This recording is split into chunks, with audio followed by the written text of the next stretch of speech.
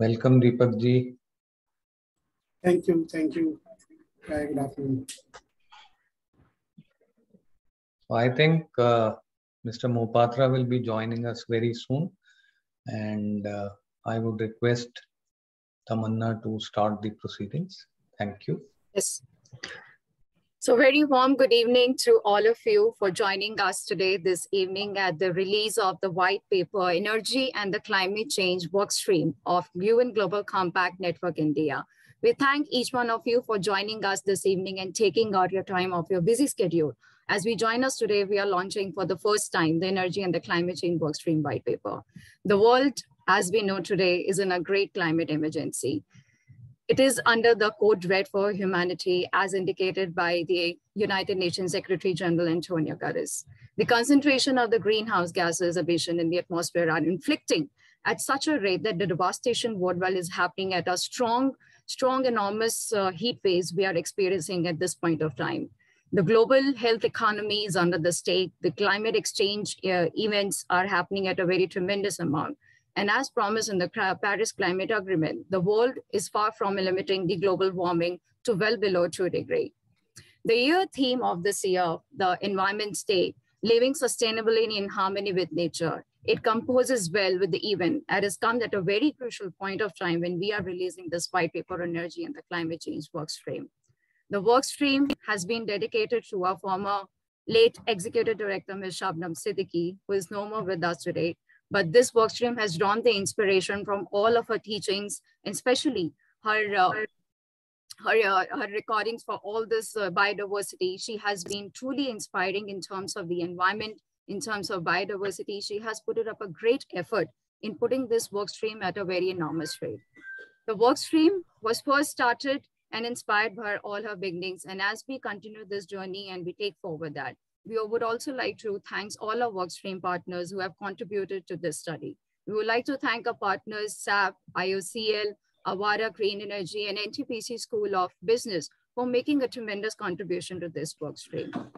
The present paper is an assessment of the 4 pillars of the holistic growth in terms of environment, reliable and affordable energy that we want to possess as per the outcome of this white paper.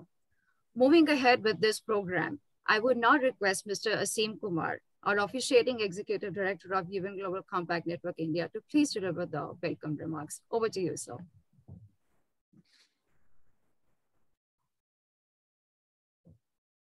Sir, you're on mute. Thank you so much, Tamanna, and welcome to one and all.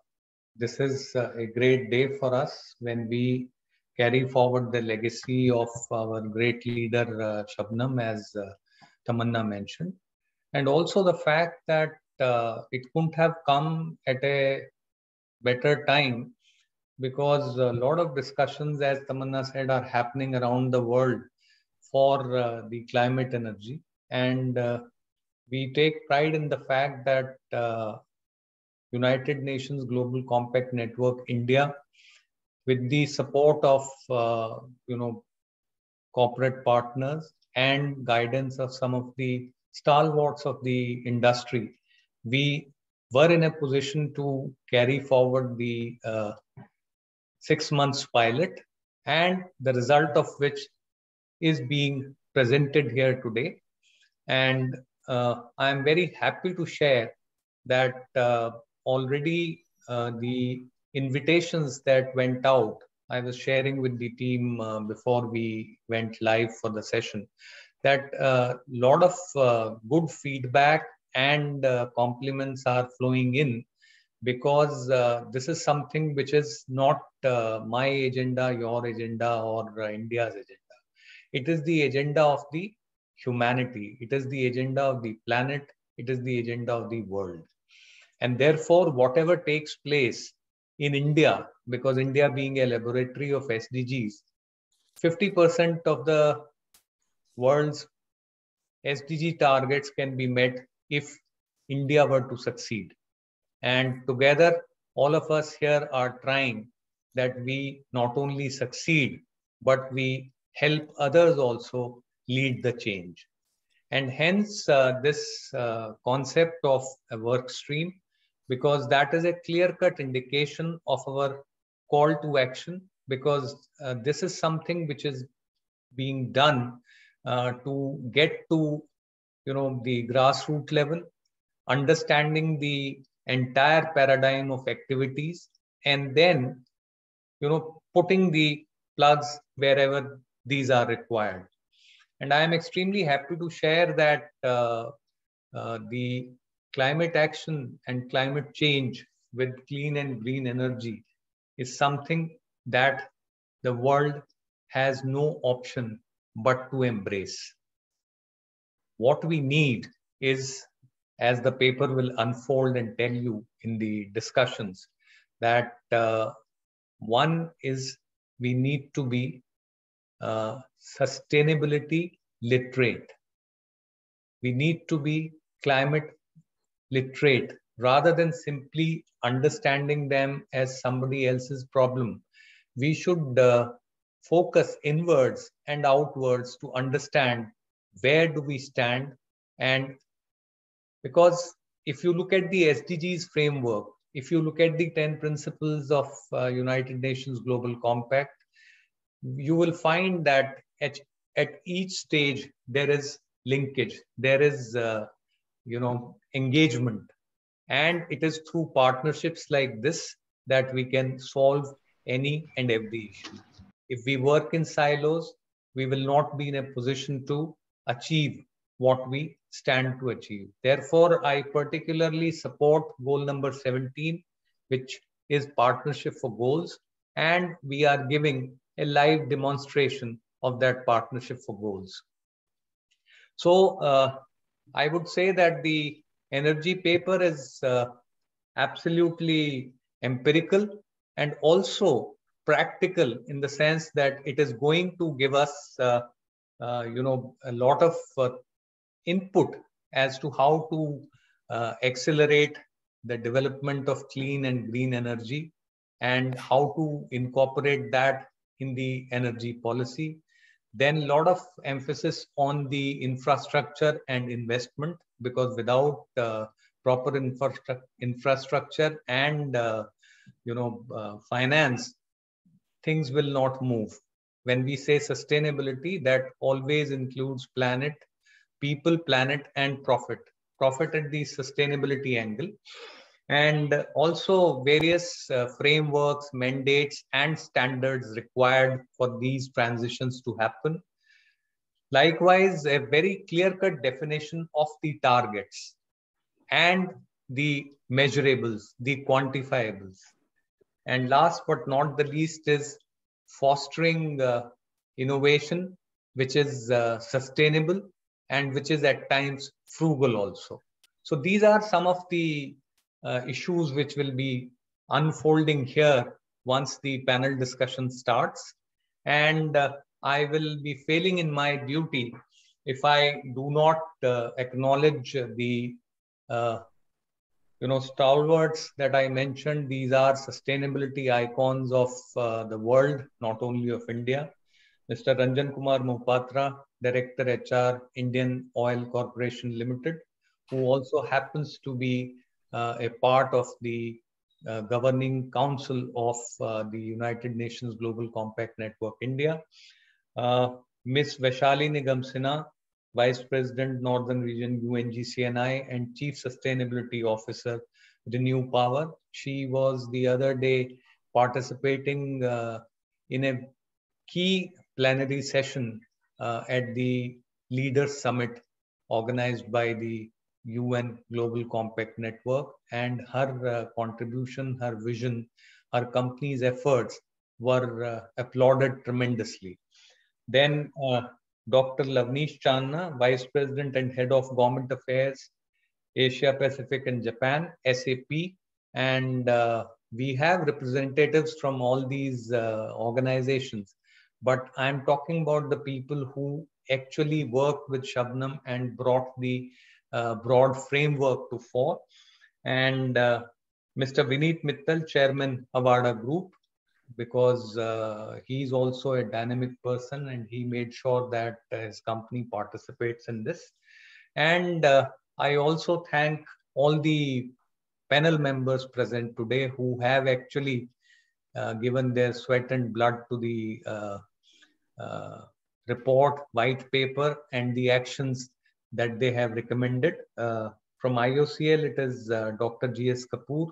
He is very much here. Then Mr. Deepak Gupta from Renew Power, Mr. Praveen Galash from Avaada, Dr. Gopi Chandran Ramachandran. He is from the NTPC School of Business. Actually, the final touches that he has given, the fine tuning that he has achieved in presenting this paper is absolutely sustainable and absolutely global. And Dr. Brajesh Bhatt, if he is there, Professor NTPC School of Business, but I think he's not there, but he has contributed a great deal. So I welcome one and all once again, and thank you everyone from team UNGC and I also, and also from the various partners. I will hand it over back to Tamanna with a request to play the 1-minute video that we had planned for this. Thank you. Thank you so much, sir, for setting up the context and sharing the true reflections. I would now request the organizer to please share a sneak peek of the Workstream white paper that we have just gathered.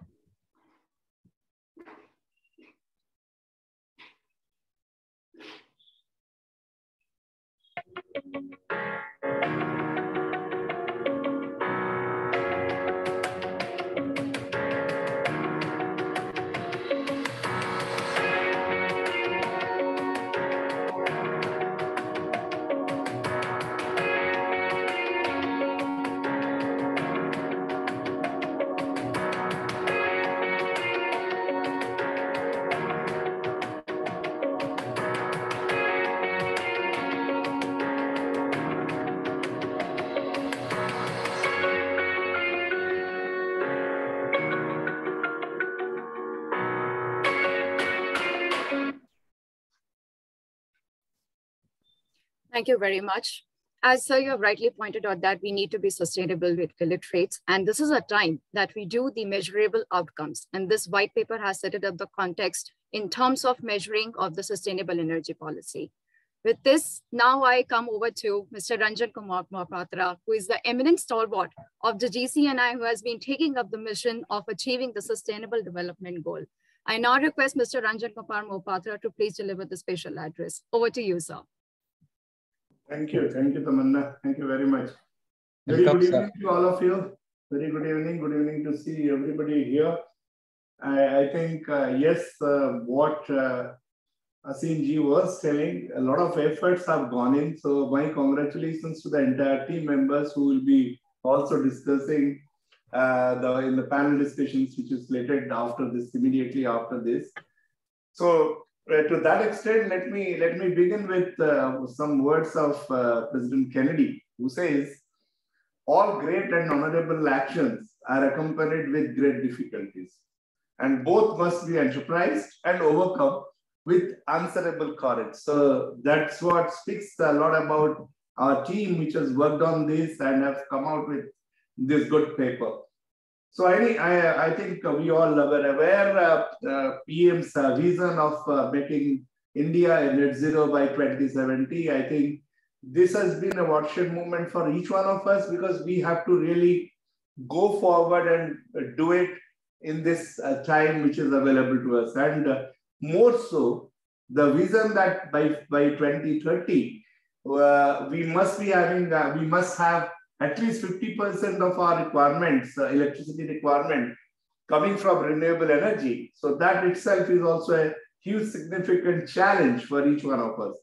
I think we are going through this transition, this rapid transition from fossil fuel based economy to sustainable energy based economy. And this is required to mitigate the risks of climate change. So in this context, definitely the white paper is one such major and significant initiatives. I think when we are releasing this, we must also, I must also remember my remember Shabnam Siddiqui, who was instrumental in discussing this.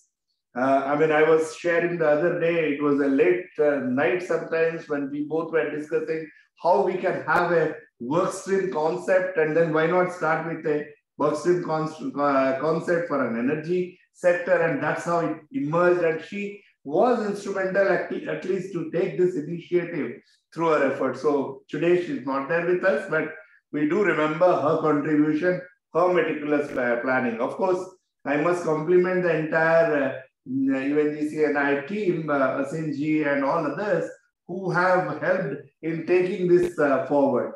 So I think right aptly, this today's paper must be dedicated to her, to Sabnam's passion and Sabnam's zeal towards sustainability. See, the way we can always reach our goal, but I feel this goal must be through a plan, and the plan must have some directions for each one of us. I think probably that is what we all wanted, and that's how the workstream must work. So compliments to all the members who worked on behalf of the organizations. They have really worked very hard and keeping the existing global energy scenario, and how do we switch over to the renewable sources of energy? How do we really go forward? So to me, I mean, there are several challenges and opportunities. I think with if we are considering fossil fuels of the current scenario, there are a few challenges and opportunities which I can list it for you. One could be, yeah, as far as fossil fuel is concerned, the uncertainty, the price volatility. We all know how the crude price is behaving. This is one of the challenges which will be coming up. And then there is an opportunity that we can see it as an opportunity that there is a need for affordable, reliable, and scalable source of energy. Today, we all are talking about, okay, hydrogen is the future of economy. I think hydrogen economy we are talking of. But then whether it is scalable, whether it is affordable, we have to make it affordable. I think a lot of paper, a lot of research, a lot of activities have to take place to ensure that this is affordable, this is scalable, and is reliable, and it is available at all points of time. So the other one is, of course, the current energy mix, which is heavily carbonated, I should say, within inverted comma, whether we can decarbonate it. I think this needs to be done. This is a challenge, but this is also an opportunity for most of us. So that I think the dependence is so much on fossil fuels that has to go to decarbonization, so that we really meet the challenges of the climate change. Then, of course, being a country which is depending on import for our fuel requirements, for the fossil fuel requirements mostly. So that is also, I think that's also a challenge, or that's also an opportunity to see how we can do. I think yesterday only PM has spoken about already India achieving 10% of ethanol blending, and we are definitely trying to go to at least 20% very soon. So these are all also, I mean, this is giving an opportunity as well as far as ethanol blending is concerned. It's giving an opportunity as although it's a challenge, how do you reduce the import dependence? And then, of course, we have the new areas, that is, how about new infrastructures which will be required? What about the finances which will be required? How about we are all talking about EVs or changing into electric vehicles and such type of things? Then how do we go for energy storage? Otherwise, again, that option will not be able or will not be reliable. So all these things are, while they are challenges, they are also giving us opportunity. So I'm so happy that this team has really worked on that and probably has given some solution, which I mean, if you look at it, always our approach should be always multi-pronged. It cannot be singular approach only, because we don't know what all changes will come in when as we proceed. So we have to have alternatives. We have to be ready with everything. So although this particular work stream is themed over SDG 7, which is on affordable and clean energy, and SDG 13 on the climate action, I felt it's very crucial, and it will serve as a gateway to unite all major stakeholders. That's why you see Indian Oil is there, you see Renew Power is there, and of course SAP is coordinating everything. So this I felt that this work stream was aptly given the task, an apt task which is required at this point of time.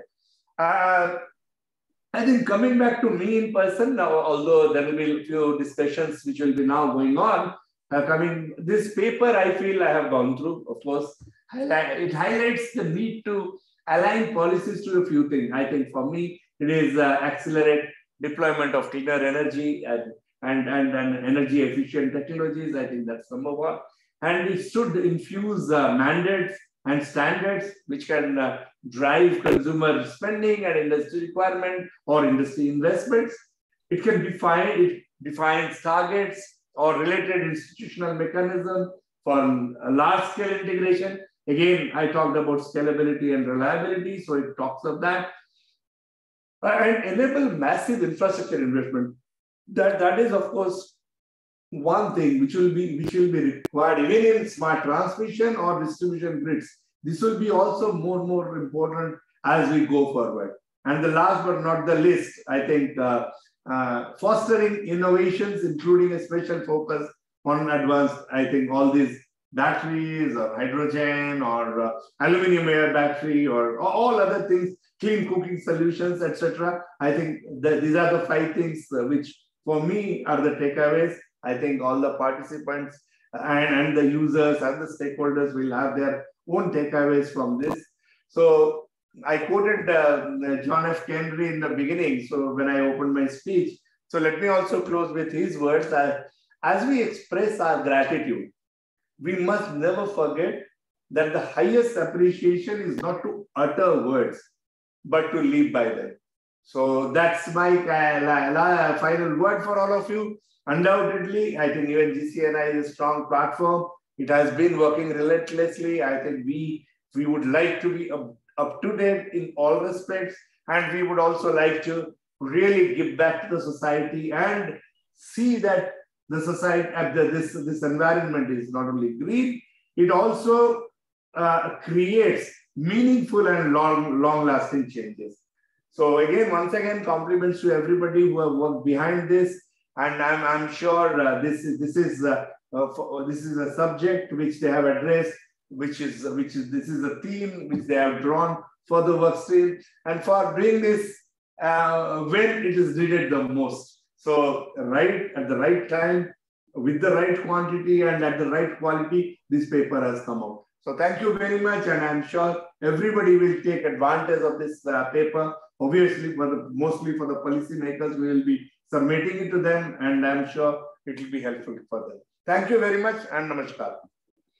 Thank you very much, sir, for your inspiring words. I think you have created a momentum of releasing the white paper and going for the next phase. So now we have come to a time now where we are going to release a white paper. So I request all the panelists to please keep their copy ready as we do the launch. And Mr. Ranjan, sir, I would request you to please do the honors as we do the release of the white paper. So we may now go ahead and we do the release of the white paper. And as we do it, we fondly remember our dear Shabnam, who has been a pathbreaker in doing this study. So this is also dedicated to her and all the workstream partners who have worked relentlessly in making this truly possible. Without your support, this would have not been there. So now we do the official launch. Yes. Congratulations to all the workstream partners and the team GCNI and all the eminent stalwarts without which this could have not been possible. Thank you so much, sir, for being with us today and doing the honors. We are always relying on your support and all to the workstream partners. Now with this, we move over to our next discussion that would be led by Dr. Gopi Chandan Ramachandran from NTPC School of Business, who has been a path breaker in this study because He's the one who have actually brought out the policy white paper along with his team member, Mr. Dr. Brijesh Bhatt, who has been working tirelessly in all this proceedings of the white paper, incorporating all the recommendations from the white paper of the Workstream partners that we have been doing. We have the eminent panelists with us today for representations from SAP. We have Mr. Mohan Gupta, who is the Vice President, Regional Industry Lead, Utilities SAP Asia Pacific Japan. Mr. Praveen Galash, Senior General Manager and Head Avaada. Now we have next Dr. G.S. Kapoor, who is the Executive Director, Chemical Technology and Technology Promotion and Forecasting at IOCL. From Renew Power, we have Mr. Deepak Gupta, Senior Vice President, Regulatory Affairs, who has been handling this study. And also over to you, Dr. Gopi Chandran Ramachandran. This platform is all yours now to discuss the deliberations on the white paper outcomes. Over to you, Dr. Gopi. Lovely, Tamanna, and thank you, Asim. Thank you, UNGC, and above all, thank you, lovely Shabnam. Wherever you are, we have your blessing. I remember Shabnam walking into the NTPC School of Business, one afternoon and addressing all of us about the need for work on what we now call the work stream, the energy and climate change work stream. Tamanna and my dear fellow citizens, I do not have a PowerPoint presentation, no. So I don't intend sharing my screen. Yeah, if I'm visible, I suppose I'm fair enough, but greater visibility goes to the members of the work stream. Tamanna, my clock says 4:27. What time do we close? You close at 5:15. 5:15. Okay. Yes. And that gives us about 42 minutes. Let's say 40 yes. minutes, because yes. I'll take just about 2 minutes.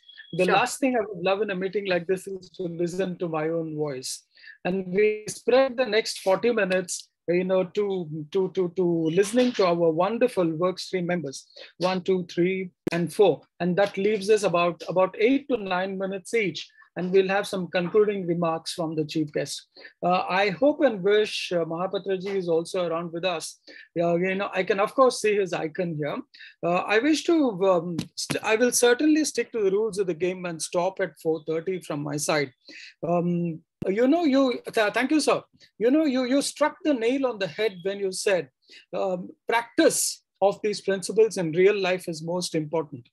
The Ahmedabad edition of the Times of India today carries a lovely thought the Prime Minister had shared recently, and that was as recent, commemorating the World Environment Day. He used the acronym LIFE, L-I-F-E, saying lifestyle for environment, lifestyle for environment. So what you actually said is a reflection of the thought of the leadership today. And that is very closely aligned with the most important guiding principle which led to this paper. Sir and my dear brothers and sisters, Asim, you can proudly stand up and tell the rest of the world that this does not repeat the observations or insights of any other document. It only clearly sets the context, but does something amazing. What does it do? If the government of India is looking for empirical evidences or leads about what is the industry really thinking about the path, the vision, the target we have set for ourselves insofar as net zero is concerned, the document here very clearly provides insights from these 4 important players: Renew Power, Indian Oil Corporation, SAP, Avaada. Of course, the NTPC School of Business had the pleasure of fitting all of this into a framework. And what inspired this framework? I have no hesitation, you will enjoy what I'm going to tell you. There's a professor by name Otto Scharmer, O-T-T-O-S-H-A-R-M-E-R, in the MIT Sloan School of Management. He came out with, I first could say, a provocative statement, especially for researchers. And what did he say? He said, why do we collectively produce so much that nobody wants? Why do we collectively produce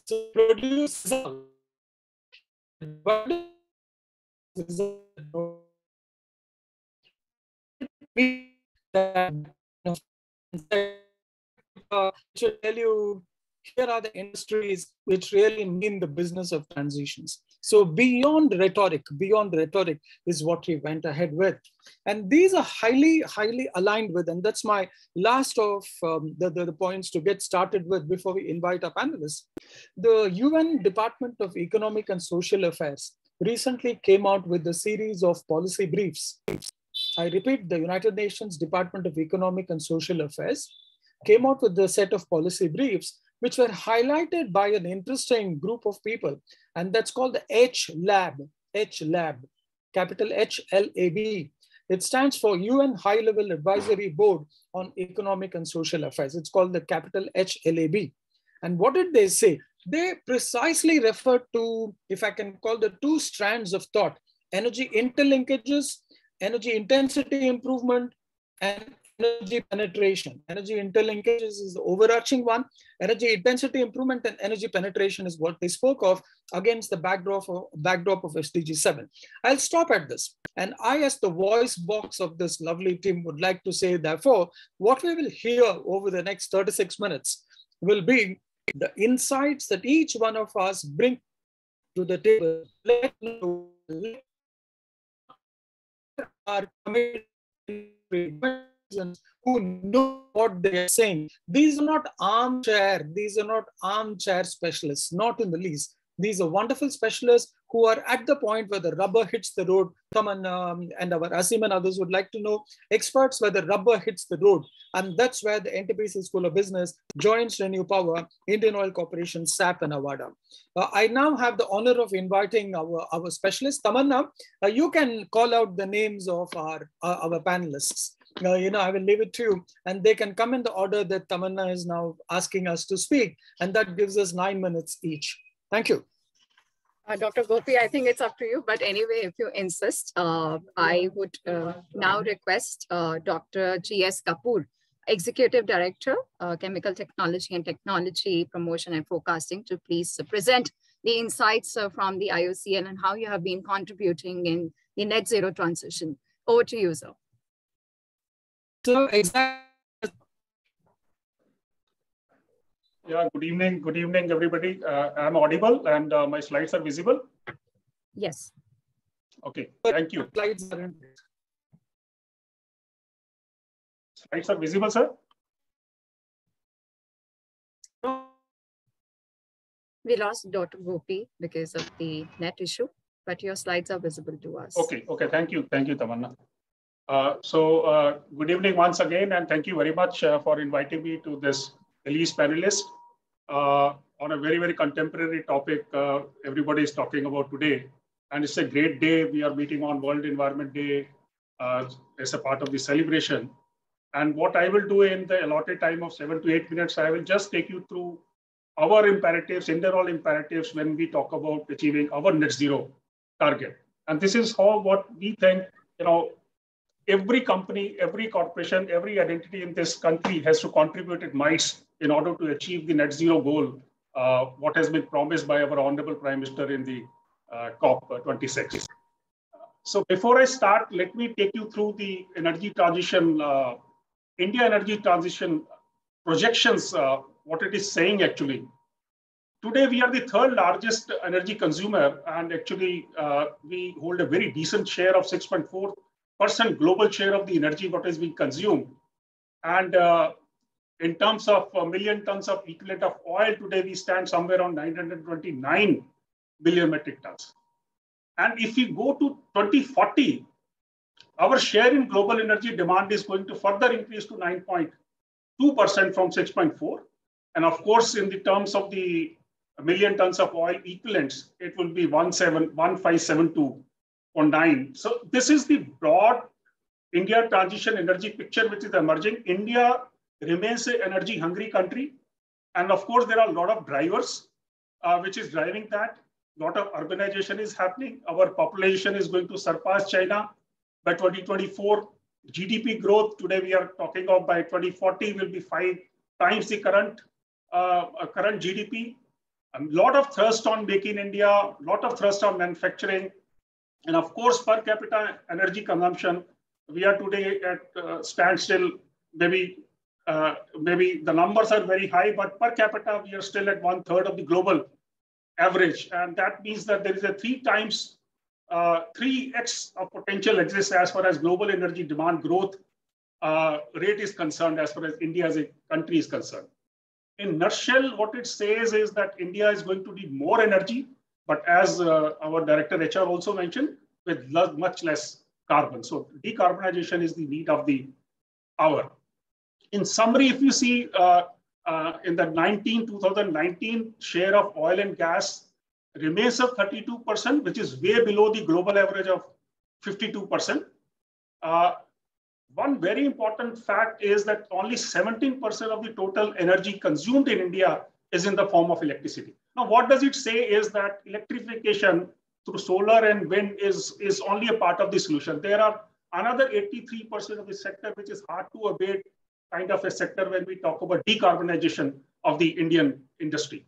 And of course, India today about contributes to 17% of the global population, but our contribution to the emission is only 7%. It is per capita wise also it is quite low. Moving towards 2040 and in a stated policy scenario, what we can see is share of the coal, of course, will decline from 44% to 34%. However, oil and gas continue to dominate with share increasing from 32% to 37%. Of course, this will be mainly driven by the increase in the gas penetration, and this is what we can see from 6% to 11% share of the gas, though the government is eyeing for 15% share of the gas in the total energy basket. Another trend which is emerging out is very, very clear. India's oil demand, whatever we talk about net zero and decarbonization, India oil demand is going to rise significantly by about 4 million barrels per day, and it will reach about 8.7 million barrels per day in 2040. This is perhaps the largest increase of any country if you see in the terms of Indian oil demand. Gas penetration, as I talked about, will happen. Renewables, bioenergy show significant potential, but we'll see that they have a long way to go actually. And in terms of emission in 2040, of course, we will be the second largest emitter after China. Of course, the positive point is our per capita consumption at 2.4 ton from today 1.7, 1.8 ton still remains much lower than the others.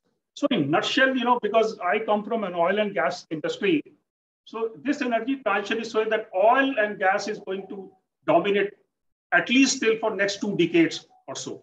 And beyond that, then we see that there is some taper will happen and then the graph will start slowly coming down and increase of the renewable, etc. will increase. Having said that, today, Indian Oil, if we talk about our energy-related emissions, we stand at about 20.3 million metric tons of CO2 equivalent, our greenhouse gas emissions. So equivalent, if you see, this is the total emissions which is coming from our refineries and petrochemical plants. And of course, 99% of these emissions are our scope 1 emissions, and hardly 1% of the total emissions is scope 2 emissions. So this is what Indian Oil needs to curtail when we talk about our net zero targets. And what are our imperatives? So as Director HR, Mr. Mahapatra also mentioned, it is not that only one solution will serve the purpose. India as a country and Indian Oil, of course, has to look for each and every possible option to mitigate the CO2 emissions. And this is going to be a dynamic scenario. This will change its course midway. That is also pretty sure, because today we talk about number of technologies, but we don't know what is going to work in an Indian scenario per se. So what we think at Indian Oil, refineries, as I said, has a very bright future. If you talk to me as an Indian Oil employee, for next 20 years or so, this is going to be our, I would say, the best part of our business. But of course, we are focusing on sustainable refineries, including biorefineries, and also lost a lot of impetus is there on gas-based economy. Now, when we start moving towards the alternatives, of course, the demand of the oil, that means MS and diesel, will come down. And that is where our petrochemical units are going to come quite handy. And our today petrochemical intensity is somewhere around 5% or so. We intend to increase this to 50%. But we are fully aware that this transition of increasing the petrochemical industry intensity to 15% has to be coupled with plastic circularity. So a lot of impetus is there within the company on plastic neutrality and plastic circularity based initiatives. Next, a very, very important way of doing it is targeting waste to energy programs and of course bioenergy related programs. In bioenergy related programs, as you heard yesterday, we already passed the target of 10% ethanol blending in gasoline way ahead of time. And now the revised target by 2025 is 20% ethanol blending. And for that, we'll be needing about more than 1,000 crore liters of ethanol to be available for that kind of blending. So we have to resort to all sort of bioenergy related technologies, whether it is first generation, second generation, or third generation ethanol technologies. Besides that, compressed biogas is going to contribute a lot in meeting our net zero goal. That is what we believe. And as you are already aware that the government of India Satat program, it is planned to set up 5,000 CBG plants from waste to energy kind of plant. When I say waste to energy means the agriculture waste or the kitchen waste and that kind of waste to biogas related plant. And those 5,000 plants are going to yield about 15 million metric tons of CBG, that is the natural gas is available. And that is going to be green natural gas in true sense. And Indian Oil, of course, have a very big stake in that, and more than 2,000 plants out of 5,000 plants will be set up by Indian Oil. So CBG, we think, is going to play a very, very important role. When we talk about increasing the refinery intensity and increasing the petrochemical intensity, this has to come with carbon capture, storage, and not only storage, with the utilization. Because after all, what you will do once you capture the carbon, once you capture the carbon dioxide, either it has to be taken for sequestration or storage, or it has to be converted into a further value-added kind of product. So a lot of impetus is there on CCSU kind of technologies. And we have our own niche technology developed for CO2 capture. Of course, green hydrogen, particularly at our refinery. So I talked about hard to abate sector. So Indian Oil today is the largest producer of hydrogen, but that's a gray hydrogen. And of course, we are one of the largest consumer of hydrogen as well within our own refinery operation. So a lot of impetus is on there on replacing the gray hydrogen with blue hydrogen, and later on with green hydrogen. And of course, coupled together with development of fuel cell applications for the mobility sector. Then electrical vehicles, energy storage to advanced chemistry cell battery technologies. And as it was mentioned that today people talk about lithium-ion batteries. So that is the most proven technology. But as all of us know, there is no lithium available in the country. So Indian Oil has a different thought process on that. We are not going to rely on lithium-ion kind of battery. We are working on some other materials like aluminum air batteries. So a lot of aluminum is available in the country. There is a lot of ecosystem exists when you talk about the recycling of the used battery kind of thing. So we think that lithium-ion, of course, is the most proven technology as of today, but other technologies or other advanced chemistries will play its important role, and IOC is fully focused on that. And of course, renewable powers and clean cooking fuels, you all aware there are a lot of programs on Ujjwala, like supplying clean cooking gas to the households. So we have already met the target of 8 crores of our subscribers. And in the last, lot of contribution to the net zero is going to come from material energy efficiencies kind of initiatives. And of course, digitalization for efficient energy delivery. And last but not the least, R&D is going to play a very vital role in achieving the net zero targets for not only for Indian Oil, but India as a country. So there are a lot of unknowns today in this whole domain. Today, everybody is talking of green hydrogen, And green hydrogen looks very simple, like sustainable electricity coming from solar or wind coming, and then you do electrolysis. But for getting 1 kg of hydrogen, you need about 20 kg of water, raw water, and maybe 9 kg of deionized water. So today we are talking about oil and gas and CO2 emission. Tomorrow we'll start talking about from where that water will come.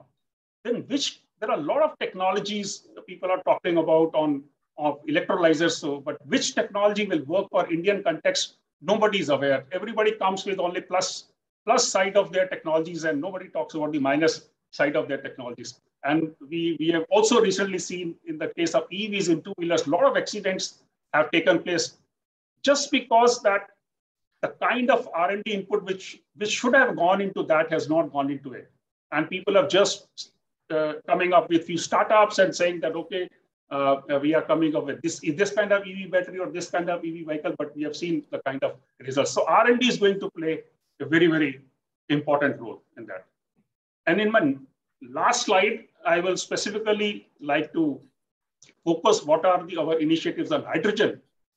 So let me tell you that so pardon me, so you might have to be a little brief, sir, if you don't mind, because others also need equal time, sir. This is my last slide and I'm going to close.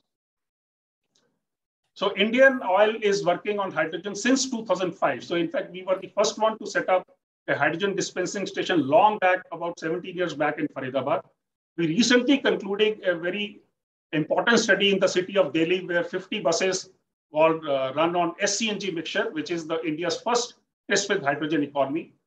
We are in fact driving India's largest hydrogen fuel cell mobility initiative in India of setting up 15 fuel cell buses and different kind of electrolyzer technologies.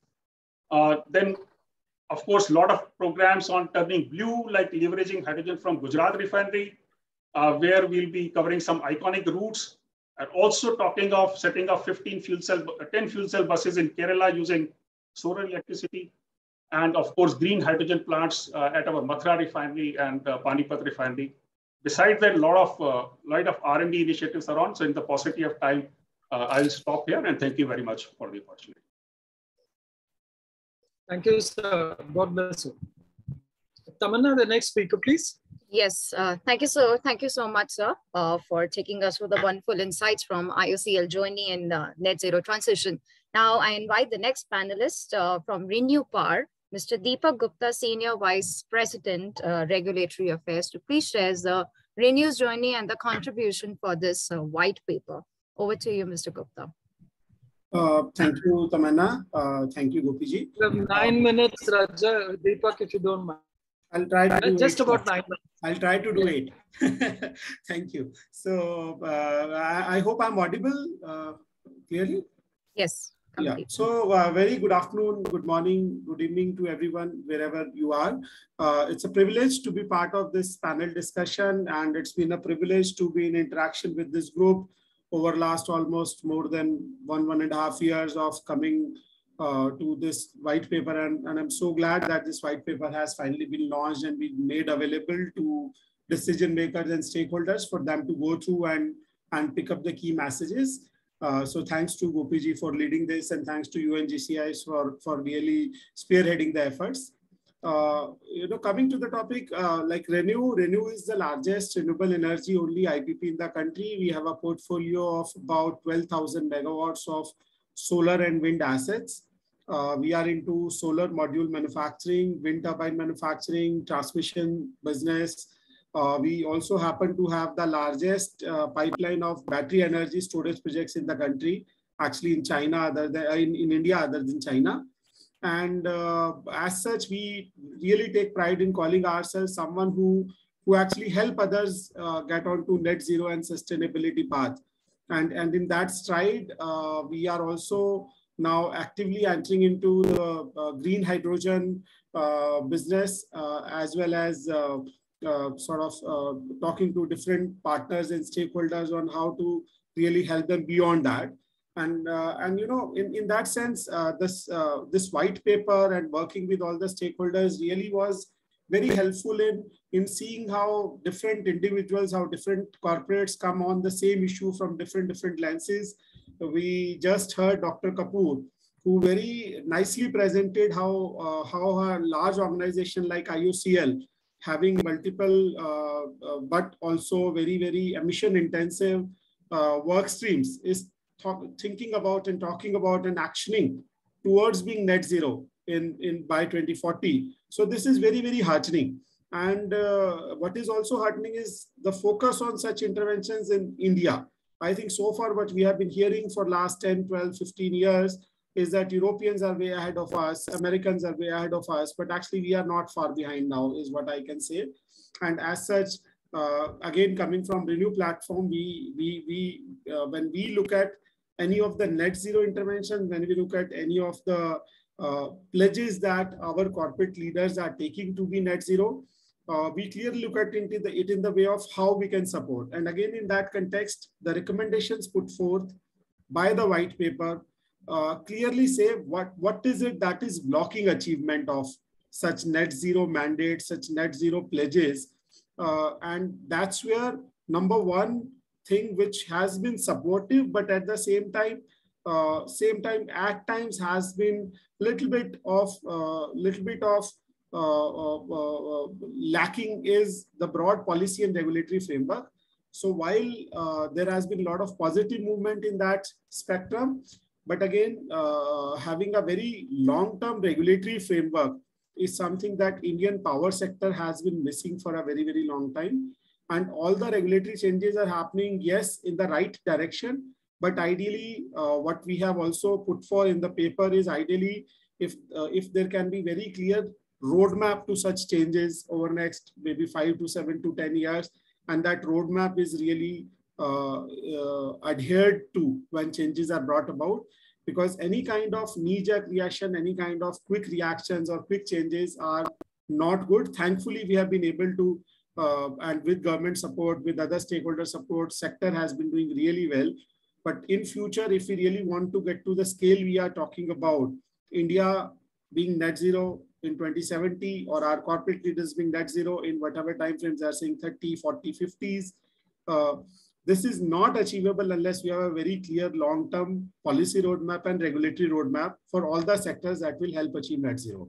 And where renewable energy plays an important role, where green hydrogen kind of interventions play an important role, where clean mobility plays an important role, but also one important area which again the white paper has touched upon, and as Indians, we can be the source for the entire world, is also even carbon offsets, creation of carbon offsets, because that's where again India needs carbon financing to do so many other things which we have not done really so at scale, like expanded forestation, expanded avoiding deforestation, even technological interventions that Dr. Kapoor spoke about. Now, whether we should do all of it as a mandate or as a voluntary frameworks, but again, that's an area where again, clarity of policies, clarity of regulations, how Government of India sees India playing a role in the global marketplace for carbon offsets is also something which is very, very important. And again, the white paper has touched upon that topic also. So I would sort of say that this white paper has really put all the themes together at one place. And what is required is maybe for all the government stakeholders, very closely working with corporate stakeholders to really put it to practice.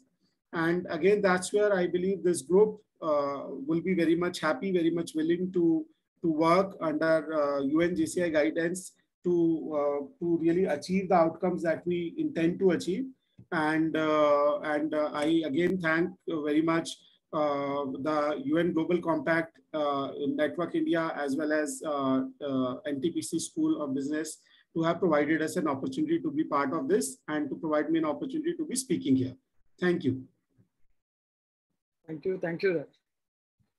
Thank you very much. Tamanna, please, the third invitee. Thank you so much, Mr. Gupta, for sharing the great insights from Renew's contribution, and especially in taking the lead as a renewable energy company and throwing us light on how you're contributing to the white paper. It's really great to know about the contribution. Over to the next panelist. Now we have Mr. Mohan Gupta, Vice President, Regional Industry Lead, Utilities at SAP Asia Pacific in Japan. Over to you, Mr. Gupta again. Thank you. Thank you, Dr. Gopi and Tamanna and the whole team. It's an immense honor for me to be part of this esteemed panel. And it's great to see UNGC and I organizing this virtual event for launching the Energy Transition White Paper. This team has worked really hard, and I have seen that over the last 8-10 months in bringing the ideas, experiences together, not just from academia, but also from the leading industries like Renew Power, IOCL, Avaada Group, and SAP. And this white paper, I believe, is really a testament to the fact that there's nothing we cannot achieve when leading minds and organizations get together with shared purpose and vision for our future. Please allow me to share a couple of slides. I believe few images sometimes have bigger impact than 1,000 words. So let me just quickly share. I will share a couple of slides on SAP's purpose and vision for energy transition, and what are the key pillars of action that we believe governments, regulatory bodies, and industries need to work to succeed towards our goal for the energy transition. So hope my slides are visible. Yes. Yes. Okay. So if I talk about SAP, so we believe we are obligated to enable energy transition for the future of our planet. And the reason is, if we look at SAP, we believe around 70% of all the transactions that happen in the world, they somehow touch SAP technologies, SAP systems. And 80% of all the carbon intensive companies across the globe, they use SAP technologies in some shape or form. So just imagine the reach we can have by delivering digital solutions that enable our customers to manage their own and planet's limited resources productively and contribute to sustainable economy. And that's the reason why we, as a technology company, we believe we have a duty towards our customers to help them transition from carbon intensive industry to renewable, sustainable businesses and operations. So if I talk about SAP's purpose and towards energy transition and sustainability, so we are looking at creating a positive environment from economic, environmental, and social impact perspective, and we are looking at doing it in two ways. So the first is by being an exemplar. So what we mean is we need to be a role model for sustainable business and operations and practices ourselves. And if we do that, then we learn ourselves, and also we gain the credibility to fulfill the role as enabler, which is the second pillar of our vision. So by being an enabler, what we mean is we need to provide products, technology products and services that meet the sustainability and energy transition challenges and opportunities for our customers. And if I look at the exemplar part, SAP has already been doing that. So we started a sustainability journey way back in 2009. And since 2014, all our data centers and facilities are running on 100% renewable energy. And we have a vision of achieving carbon neutral net zero company by 2025, and we are well ahead of that target. And so that's on the exemplar side. So on the enabler side, of course, we are working towards creating our technology portfolio that helps the customers run business operations sustainably. Yeah. So these are the two main pillars on which we believe, we will provide the future, a sustainable future for all of us. And to do that, if we look at a little deeper, these are the 5 areas where we are working on. So the first one is, of course, climate action, which means we need to have zero emission. We need to work towards bringing the emissions to zero. Circular economy, which in other words, we internally call it as zero waste. So we need to provide the processes and systems and technology to make sure we reduce the waste and bring it down to as close as zero. And then the other key aspect is also the social aspect, where we talk about equality for all, equal opportunities, and a healthy work environment and inclusive workforce. So these are also some of the ethos we want to live by. And cutting across all these areas, there are two pillars which we have in our vision. One is holistic steering and reporting. So SAP has been providing integrated report for our own annual reports since 2012. And we believe we can also enable our customers to have creditable, auditable, holistic integrated reporting that can be presented. And the last part is, of course, ethical business practices. So we believe in conducting our business ethically. We believe in providing the right environment for our partners, for our suppliers to work with us. And we are also 100% committed towards the UN's Sustainable Development Goals and achieving them with the help of our customers and partners. So that's on the SAP side. Now, if I talk about the white paper and where we focus. So from SAP perspective, these are the 5 pillars where we believe government regulatory bodies, industry partners, SAP, other technology providers need to work towards. So the first one is counting. So when I say counting, what we really mean is we need to get our numbers right. So currently the frameworks that have been put together globally and in India, there's a lot of work going on in making sure there's a standard framework to account and report the carbon emissions. But I think there's still a long way to go. And that is something where government and regulatory bodies can play a major role in pushing and standardizing the frameworks that are available for counting the carbon emissions correctly and consistently across organizations, across geographies, and so on.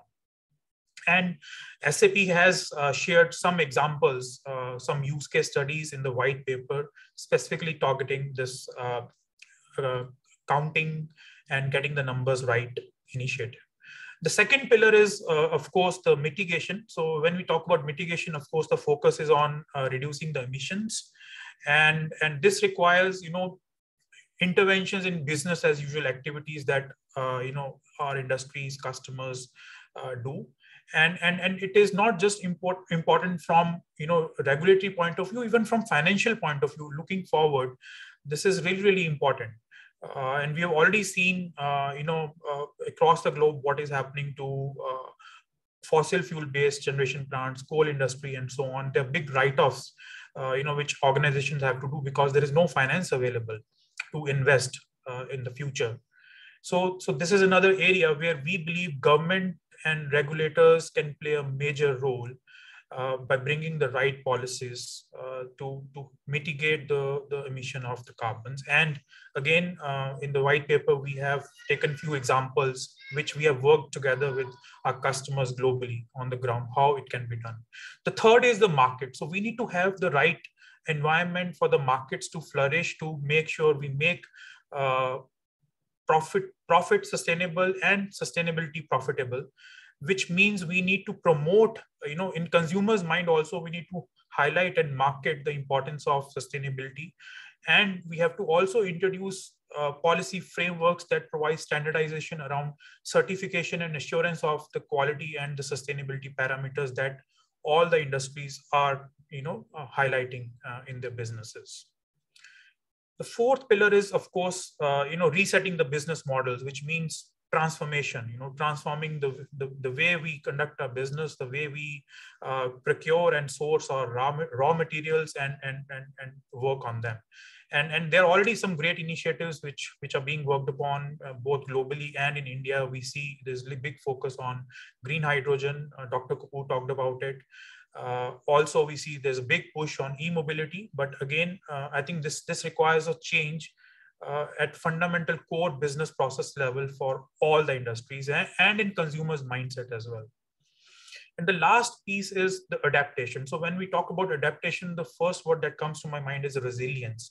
So we have seen the impact, the COVID had and other, events in the world globally that have happened, the impact on the global supply chain. So we need to make sure as a nation, we have a resilient business, we have resilient infrastructure, which can cope up with these unexpected, unprecedented events, and we are self-sustainable. Yeah. So Dr. Kapoor also talked about the example of battery storage systems, how they are experimenting with aluminium as the source rather than lithium-ion batteries, because aluminium is abundantly available. So probably we will have less dependency on other countries, other geographies to provide us with the raw materials if we scale battery storage systems. So these are the areas where we believe government, regulators, and industry can play a big role and big push in achieving our energy transition targets.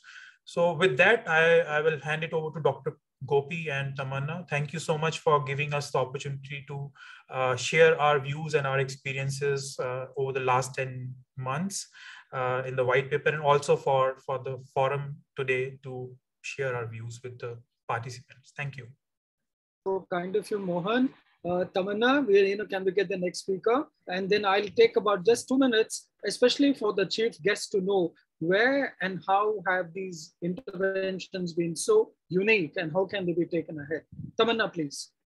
Thank you so much, Mr. Gupta, once again for sharing us the insights from SAP. And you clearly highlighted the role of regulators and the government industry, who will be the key players in taking the net zero transition. And great to know about the SAP journey in acting as enabler and exemplar. Next panelist is Mr. Praveen Galash, Senior General Manager and Head Strategy and Corporate Communications at Avaada. Over to you, Mr. Praveen. Avaada, 8 to 9 minutes, please, if you don't mind. Okay? Yeah, sure. Thank you, dear. Thank you, Gopi Chandanji. Thank you, Manna. Thanks, UNGCI team for providing this opportunity to partner with you on this white paper. And I think paper beautifully captures succinctly all the major points that are required for a large-scale energy transition. That's a need of our. Needless to say that this is a priority for today, and none of us can ignore this. I come from Avaada. Avaada is essentially a company which stands for sustainable future. As a matter of fact, Avaada name itself is derived from two words, Ayurveda and Vada, which means Ayurveda means science of life and Vada means promise, and that's what we stand for, promise of sustainable future. Now, coming to the the renewable energy agenda of ours, which we are one of the leading renewable energy IPPs with a installed base of around 3,000 megawatts of renewable energy capacity, and expanding fast. And we have target to be a 25 gigawatt company by 2030. We are also venturing into green ammonia and clean hydrogen space, which are next harbingers of clean energy transition and will help decarbonize on the harder to abate sectors. Now, coming to the paper itself, I think while there are a lot of things that have been spoken about, the larger sources of emission, including electric fossil fuel based electricity generation, mobility, and then and the industrial process sectors, and the things that need to be done. I here through this paper wanted to talk about two important things. One was on approach of renewable energy capacity addition in India, especially the solar part of it. Till date, the focus of the policymakers has been to install large scale capacities. So in order of, we are talking about ultra mega power plants of capacities of ranging from 1,000, 2,000, 3,000 megawatts at single location, and transmitting this power to various parts of the country. And ISTS waiver actually has enabled that to even more extent. As a matter of fact, even we have installed very large capacities in Rajasthan of more than 1,000 megawatt at a single location. But while doing that, we realize that this is not the most. This is a very suboptimal way of doing it. Because we are not recognizing the cost of transmission that is associated and the losses that we are incurring in the process. Now, if you see a conventional solar plant today, you see headlines that solar is 2 rupees, 2.5 rupees. So more largely it's in 2.2 to 2.5 range. But what we are discounting is the fact that there's a cost to transmit this electricity to states, which even if you transmit UP, Bihar, or wherever, that there is a cost of transmission which there is a waiver of, so nobody counts it. But if we actually account for that cost, actually the landed cost is 4.5 rupees and even 5 rupees in some cases. Government of India is spending huge amount of money in developing green corridors. What we believe is the approach could be different, and it can be altered very, very significantly in terms of fact that India is a very solar rich country, abundant sunshine across most of the states of the country. There are each 700 odd districts. Each of district can have, can be targeted with 50 to 100 to 150 megawatt of solar wind capacity and it can be near load centers.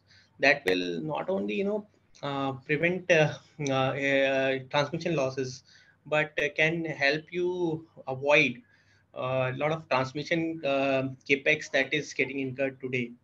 And second point, I mean, we have done some calculations that are there in the paper. You can see for it, there's a business case for it. The point number 2 is on coal subsidies. Now, if you see the coal today is being regulated by Government of India. There is a prior notification by Ministry of Coal and Coal through which you get supplied for coal at a price of 2,500 rupees. The same coal when get e-auctioned by CIL that goes to 4,000 rupees, and international markets we should not even speak about. Now, indirectly, you are not letting market forces playing out on coal. And in the process, what you are doing is you're subsidizing coal to an extent of 500 to 600 crores per 1,000 megawatts. And fact is, there is no carbon pricing for, so the coal tax, carbon tax is there, coal tax is there for 400 rupees per megawatt per ton, but that's too minimal. When we are talking about carbon tax of in range of $50 to $100 in European Union, and even larger in other geographies. Similar kind of mechanism should come in India also. And secondly, coal should not be subsidized any longer. Let it be operated on free market basis, and those subsidies should end.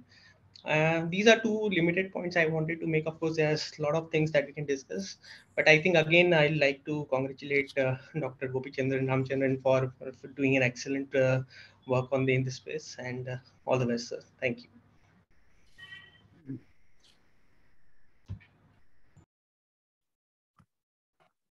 Amanda, we are yours now. Yes, we have next 5 to 7 minutes, so over to you for the discussion. Yeah. I wish to draw especially Mahapatra's attention. Sir, I wish and pray you're here because I thought I must do my duty to this lovely team, sir. If someone were to ask you, what is the most important gain that came out of this deliberation, sir? Here is a group of people who you can showcase to the policymakers, including the lovely team, sir. When Dr. Kapoor mentioned something unique, the takeaway was, do people really speak about the limitations of the solutions they propose? The answer is a big no. We always run into black boxes. This reflected the wonderful vision you and your team stand for, sir. The name of the game, therefore, is to highlight limitations. I will not speak for more than 2 minutes, but I wish to place an interesting terminology which is used in public policy. It is called agnotology. Have you come across it, sir? Have you come across this word? Agnotology. Agnotology means the making and unmaking of ignorance. The making and unmaking of ignorance. The classic initiative that UNGC has now brought together is to unmake ignorance, If I were you, I will in fact call for the next level of coming together. And what will that be? I'm sure you will like this, knowing the kind of a person you are. We have always been speaking about net zero. Would you not like to speak about net 100% mitigation adaptation gains? Right. From net zero, I think you should, being in the wonderful position that you are with the UNGC and the IOC, you can say now we should look at net 100% mitigation adaptation gain. Can we do an Indian industry perspective on it?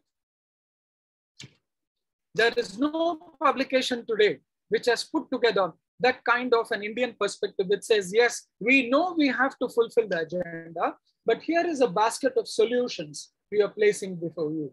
It will be a great idea for you and the UNGC to take this initiative by asking industry, right from the Maharatnas to the small and medium enterprises, to come together with a basket of solutions they have at hand.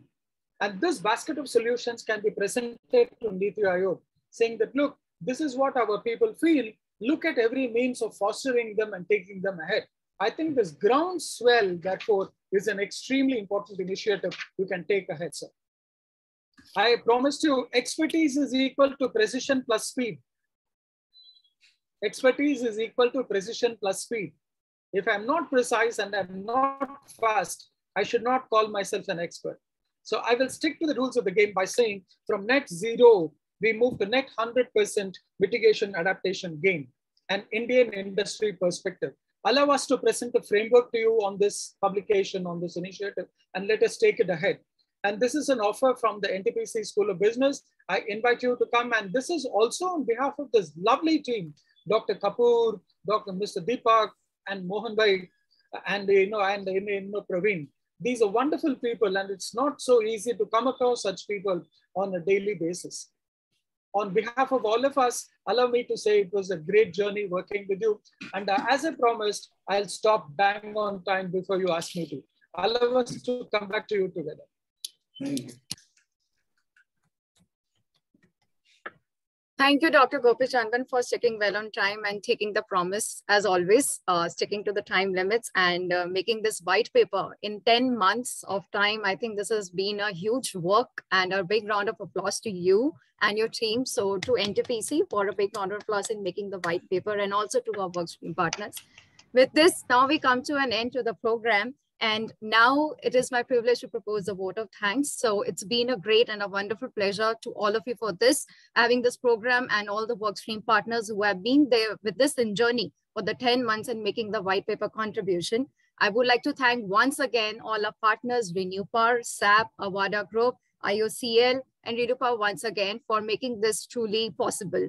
Next, I would like to thank all the delegates for with us who are joining us in huge numbers throughout the world for attending this program. I'm sure you have taken a great takeaways from this intervention as we move ahead with the next step. This is just a journey we have done, but the next journey lies a bigger picture. What's next is live. We have to make our program, and we have to make our goals more focused, more quantified, and more measurable. So we thank you very much for joining us in this large numbers. And as UNGC believes in uniting the business, this is the platform that we have provided to all our Workstream partners to come together and deliberate on this Workstream policy. I would like to thank all our Workstream stalwarts, our eminent stalwart, first of all, Mr. Ranjan Kumar Bopata, Director HR IOCL, for being with us throughout this journey and making the GC&I's aim of mission and contributing to the SDG sustainable development goal, and also to contributing to the sustainable energy policy. With this, I hope that your address has provided a pathway of making the road ahead for the sustainable energy policy. I would also like to thank Ms. Vishali Sinha, who is the Chief Sustainability Officer at the Renewpower and also the Vice President North at the Global Compact Network India, for making the huge contribution, especially in the gender equality, and also contributing towards the energy policy regime. Her contribution has been tremendous in making the GC&I vision and goal very powerful. I would also like to thank Dr. Lavneesh Rana, who is the Vice President, SAP Asia and Japan, who has been a path breaker in getting the SAP on board, in making the policy alignment and acting as an enabler and making the SAP policies truly aligned with the Workstream contribution. I would also like to thank Mr. Vineet Mittal, who is the chairman at the Avaada Group, for his contribution in making the sustainable energy policy in terms of Ayurveda, what they have actually implemented as Avaada, and what they have been trying to implement within their goals. So, and also Dr. Kapoor for showing us a great highlights from the IOCL, bioethanol, and the policies that are really inclined on the sustainable energy policy. So it's been a huge, I think, a great exposure that the delegates have got with your wonderful insights today and how we are making this Workstream as a pathway ahead. Next, I would like to thank our GC&I team. Without your support, this would have not been really possible. Thank you for working in us and day and night in making this energy policy truly great. And lastly, I would like to thank Mr. Aseem Kumar, officiating Executive Director, and the team led by you, sir. It's been a huge, I think, honor to work under your privilege and also in guiding us a true gem. I think you are saying something, so I would give the floor to you, Mr. Aseem Kumar. Yeah, first of all, I wish to place on record the great work that Tamanna has put in herself. So kudos to Tamanna. And thank you. Next, I would request if Mohapatra Sahab is still here, that with his permission, can we now release the soft copy of the report or the white paper to people around the world, because they've been asking for it. So just, so that one step is over and then we move on to the next step. Yeah, please go ahead. I'm there. Thank you, sir. Thank you. Thank you so much, sir. The copy would be very shortly available on our Global Compact website, www.globalcompact.in. And lastly, I would also like to remember our huge stalwart leader, Ms. Shabnam Siddiqui. Without her support, her vision, her path-breaking guidance, and truly, I think we remember her as a wildlife woman who has been contributing to the great cause of the environment. This has been truly inspiring with us. I think, Mr. Aseem, you are holding the picture of Shabnam Siddiqui, which is there on the very next page of our Workstream white paper.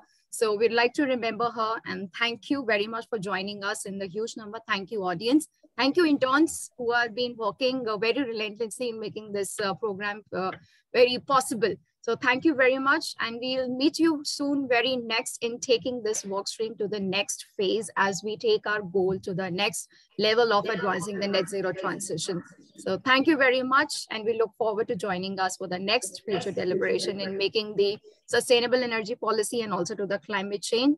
And our greatest leader, Mahatma Gandhi, has always said, he said that Earth provides enough for every needs, but not enough to satisfy for the man grades. So I think with this quote, I would like to end the program. And as the Environment Day quote has been today taken as only one Earth.